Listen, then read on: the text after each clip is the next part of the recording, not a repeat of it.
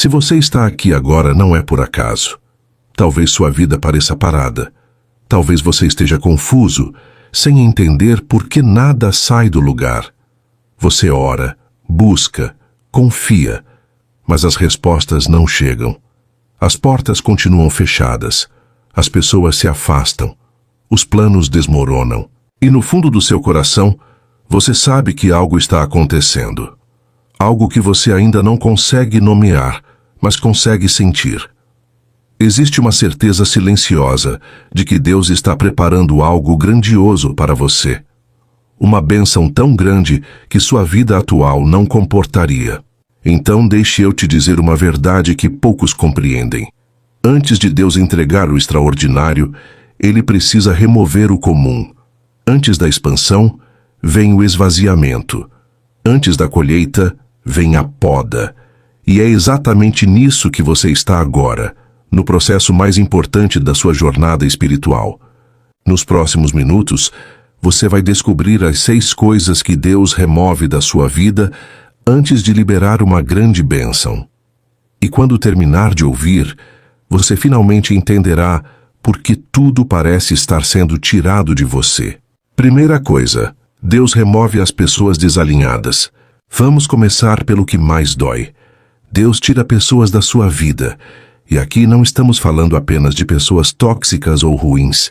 Estamos falando de pessoas que você ama, que fizeram parte da sua história, que pareciam essenciais. Mas existe algo que você precisa entender. Nem todo mundo que te ama está destinado a caminhar com você até o fim. Algumas pessoas foram colocadas em sua vida para uma temporada específica. Elas cumpriram o propósito delas. E agora, insistir em mantê-las é resistir ao plano de Deus. Pense comigo. Você já tentou carregar uma mala pesada enquanto corre? Impossível, não é? É exatamente isso que acontece espiritualmente. Certas conexões são pesos que impedem sua corrida.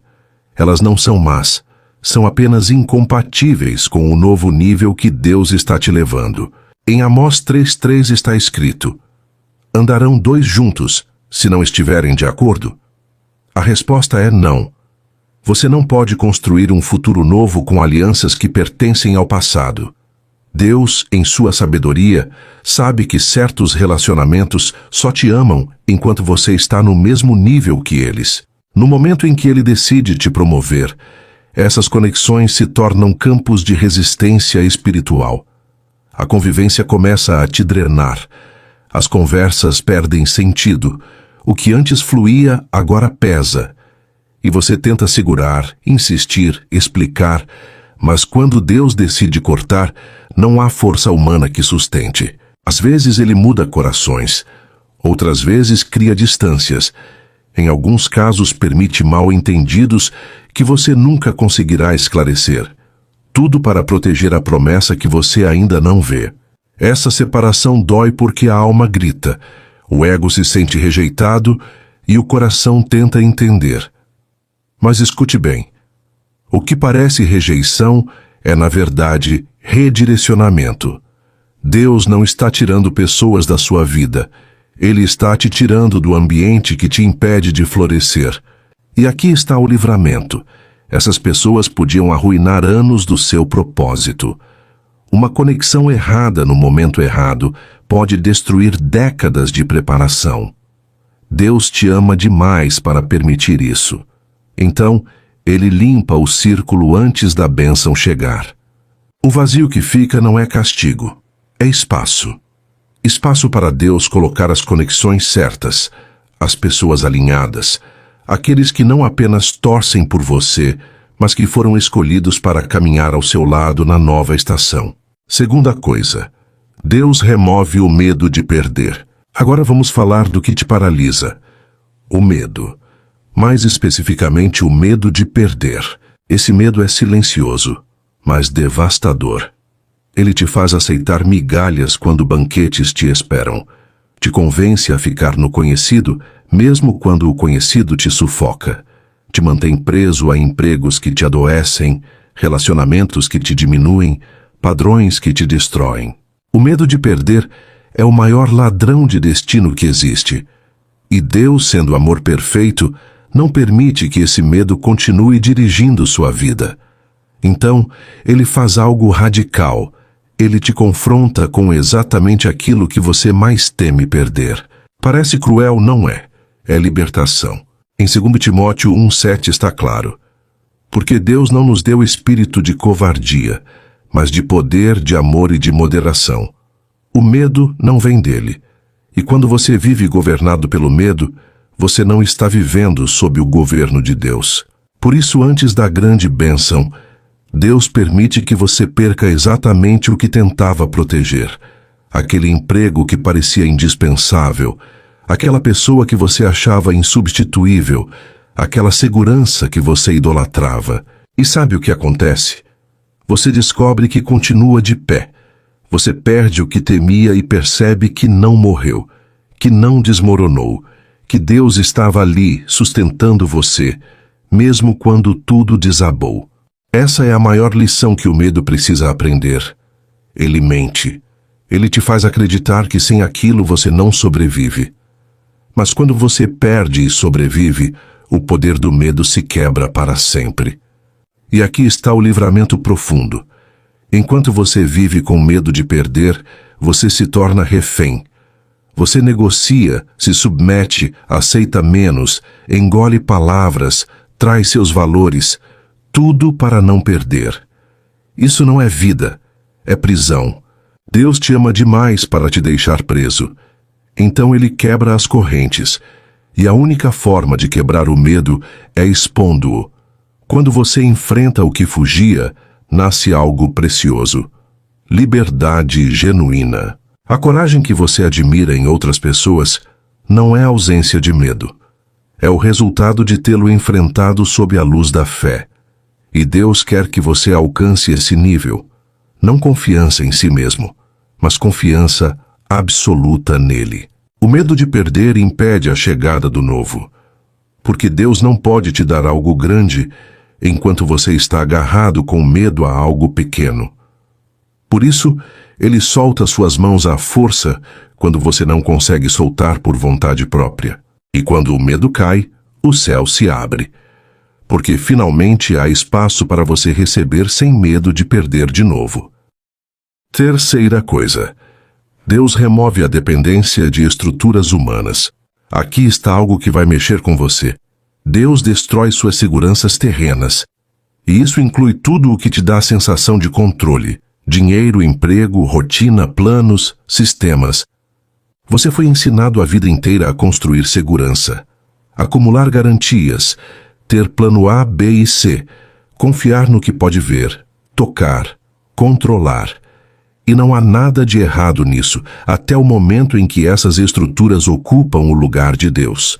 Em Provérbios 3, 5, 6 está escrito: confia no Senhor de todo o teu coração e não te estribes no teu próprio entendimento. Mas você confia de verdade? Ou você confia em Deus, mas tem suas próprias garantias por via das dúvidas? Quando seu coração está apoiado em sistemas, pessoas ou certezas terrenas, mais do que no provedor, sua fé será sempre instável. Ela funciona quando tudo vai bem, mas desmorona na primeira crise. Deus não aceita isso.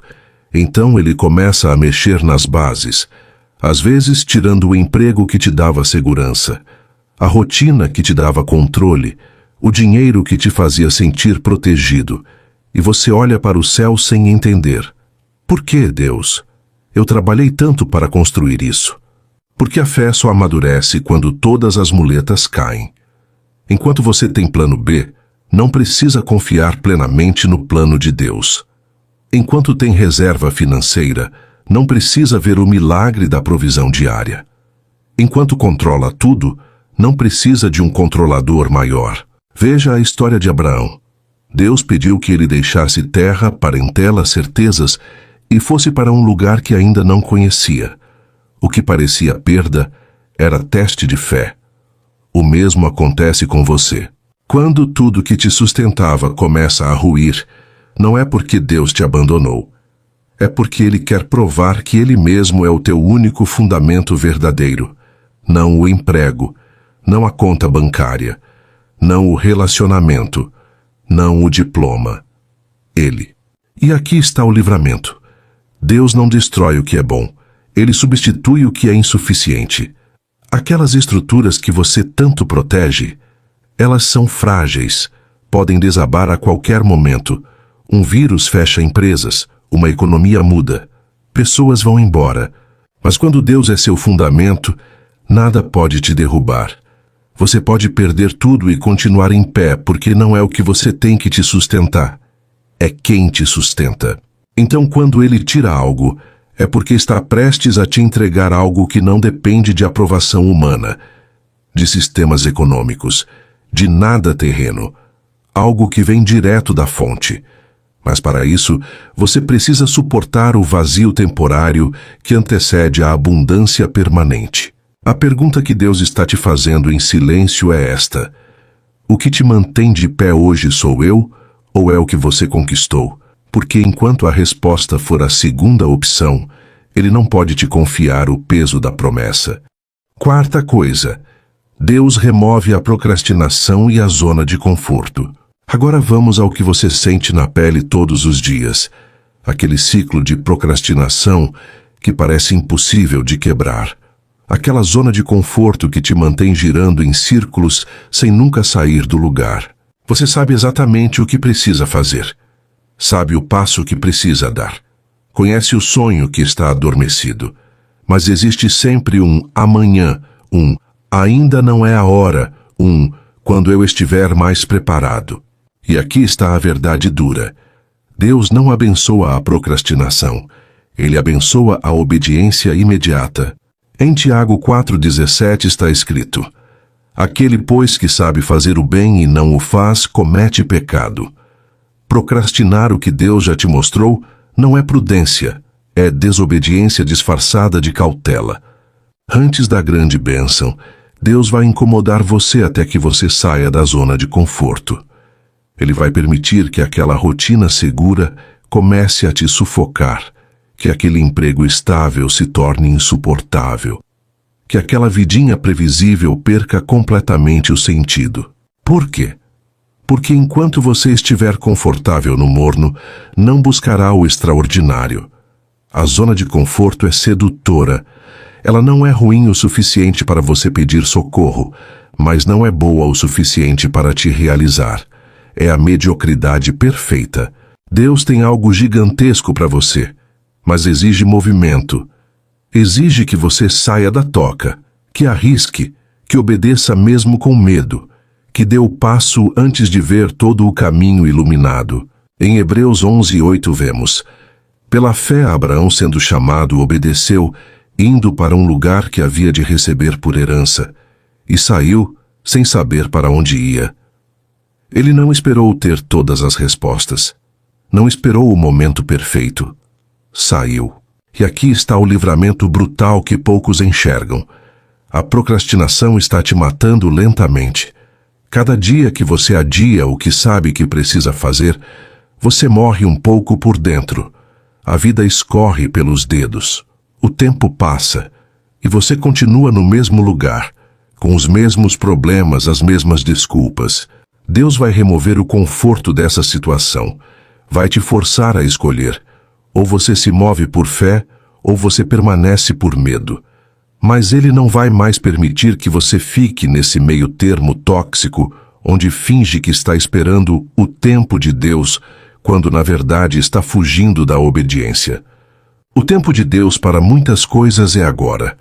E a bênção que você tanto espera está do outro lado da ação que você tanto adia. Quinta coisa. Deus remove o orgulho espiritual. Esta é sutil. Tão sutil que você pode estar lendo isso agora e pensando que não se aplica a você. E esse pensamento, meu amigo, pode ser exatamente o orgulho falando. O orgulho espiritual não grita. Ele sussurra. Ele te convence de que você é humilde porque ora, porque frequenta a igreja, porque ajuda pessoas. Mas no fundo, existe uma autossuficiência silenciosa que diz: eu posso, eu sei, eu mereço. Provérbios 16:18 é direto. A soberba precede a ruína, e a altivez do espírito a queda. Não é uma possibilidade, é uma garantia. Deus não pode construir nada sólido sobre o terreno da arrogância. Antes de te abençoar grandemente, Deus precisa ter certeza de que você não vai roubar a glória dele, que você não vai olhar para o milagre e dizer, fui eu quem conquistei, que você não vai usar a bênção para alimentar seu ego em vez de expandir o reino. Por isso ele permite quedas, humilhações, fracassos públicos, situações onde sua competência, sua inteligência, sua força não são suficientes, onde você precisa depender totalmente dele ou afundar. Dói profundamente. Ver planos falharem quando você fez tudo certo, projetos travarem quando você deu o seu melhor, portas não abrirem mesmo sendo qualificado, mas esse não é castigo, é cirurgia. Deus está arrancando o excesso de eu para que haja espaço para o espírito. Ele está quebrando a autoconfiança para plantar a Deus confiança. E esse processo é doloroso porque o ego não morre sem lutar. Mas veja o livramento. O orgulho te levaria à destruição. Se Deus te desse a bênção enquanto seu coração ainda está cheio de eu mereço, eu conquistei, eu sou capaz, você transformaria a bênção em ídolo. Usaria a prosperidade para se exaltar em vez de glorificar a Deus.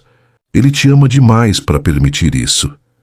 Então ele quebra o orgulho agora para que a bênção não te quebre depois. Em 2 Coríntios 12:9, Paulo aprendeu: a minha graça te basta, porque o meu poder se aperfeiçoa na fraqueza. As maiores bênçãos de Deus vêm para aqueles que reconhecem sua total dependência dele.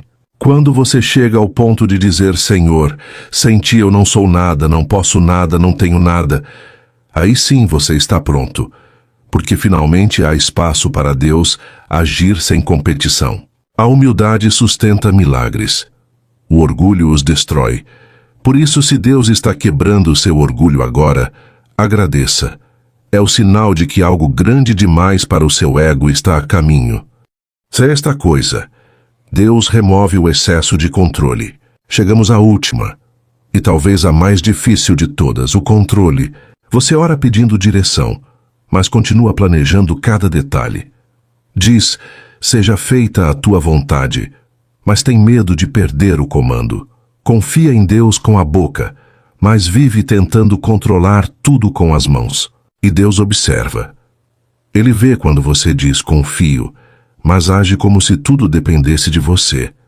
Ele percebe quando você ora, mas já tem a resposta pronta. Quando você pede orientação, mas só quer que ele confirme o que você já decidiu. Então, antes da bênção, Deus faz algo radical. Ele permite situações completamente fora do seu controle. Coisas que você não pode prever, manipular, resolver ou entender. Ele te leva ao limite da sua capacidade de gerenciar a vida. Por quê? Porque o controle é uma ilusão confortável. Você acha que está seguro quando consegue prever os resultados, mas a fé verdadeira só cresce no terreno da incerteza absoluta. Deus te leva a lugares onde sua lógica não funciona, onde seus planos não se aplicam, onde você simplesmente não sabe o que fazer. E ali, naquele descontrole aparente, nasce a confiança genuína. Provérbios 3, 5, 6 já nos avisou. Confia no Senhor de todo o teu coração e não te estribes no teu próprio entendimento. Mas você só aprende a não se estribar no próprio entendimento quando seu entendimento para de funcionar. Pode ser que agora tudo pareça confuso. Portas se fechando sem lógica, planos desmoronando sem explicação, pessoas se afastando sem motivo aparente, e você está tentando entender, organizar, controlar, mas nada se encaixa. Respire. Não é causa, é correção. Deus está ajustando o curso da sua vida, mesmo que isso signifique tirar tudo que te dava a sensação de estabilidade. Veja bem, a fé verdadeira não é a que nasce na vitória, é a que sobrevive à perda de controle total. Quando você não sabe o que vai acontecer amanhã, Não entende o que está acontecendo hoje, mas ainda assim diz: Pai, eu confio. Aí está a fé que move montanhas. E o livramento aqui é profundo. Enquanto você controla, você limita. Seus planos são pequenos comparados aos planos de Deus. Sua visão é curta. Suas estratégias são humanas. Quando você insiste em controlar, você está, sem perceber, impedindo que Deus faça o extraordinário. Mas quando você solta o controle, quando abre as mãos e diz: faça do teu jeito mesmo que eu não entenda, você dá a Deus permissão total para agir. E o que ele faz quando tem permissão total ultrapassa qualquer coisa que você poderia planejar. Isaías 55, 8-9 declara: Porque os meus pensamentos não são os vossos pensamentos, nem os vossos caminhos, os meus caminhos, diz o Senhor. Porque assim como os céus são mais altos do que a terra, assim são os meus caminhos mais altos do que os vossos caminhos. Se você chegou até aqui, provavelmente já está reconhecendo alguns desses sinais na sua própria vida. E talvez esteja sentindo um misto de alívio e dor. Alívio, porque finalmente entende o que está acontecendo. Dor, porque percebe que o processo ainda não terminou. Deixe eu te dizer algo importante. Deus raramente avisa quando o processo começa. Não chega um sinal luminoso dizendo: atenção, estou removendo coisas agora. Ele vem disfarçado de decepções, fechamento de portas, pessoas sumindo, oportunidades evaporando, planos desmoronando. É no silêncio que Deus está mais ativo. Quando você sente que nada está acontecendo, é porque Ele está trabalhando nas camadas invisíveis, podando o que te prende, limpando o que te contamina, removendo o que te impede. É como uma árvore no inverno. Por fora parece morta, mas por dentro está criando raízes profundas para florescer na estação certa.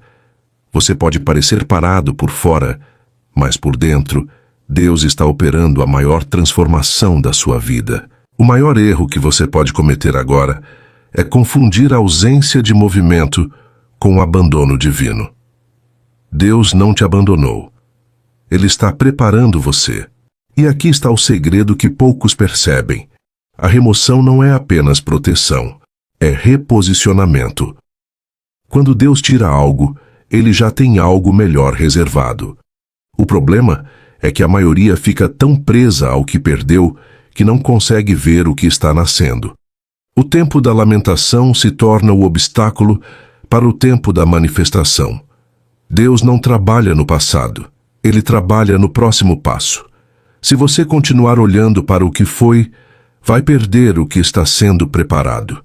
É como dirigir olhando apenas pelo retrovisor. O acidente é inevitável. Deus quer que você olhe para frente, mesmo com lágrimas nos olhos. A fé é isso. Continuar andando sem entender, mas acreditando que Ele está guiando. Depois que Deus remove, vem o silêncio. E é nesse silêncio que muitos desistem. Você ora e parece que ninguém escuta. Clama e não vem resposta. Busca e não encontra. E o inimigo aproveita para sussurrar: viu? Deus te esqueceu. Você não é importante. Nada vai mudar. Mas deixe eu te revelar algo. O silêncio de Deus não é ausência. É preparação. Quando Ele fica quieto, é porque está ajustando detalhes que você não compreenderia se Ele explicasse agora. Deus não te ignora. Ele te amadurece. Esse período entre a remoção e a restituição é o mais sensível. É nele que sua fé é testada até o limite. É onde você descobre se ama a Deus pelo que Ele faz ou por quem Ele é.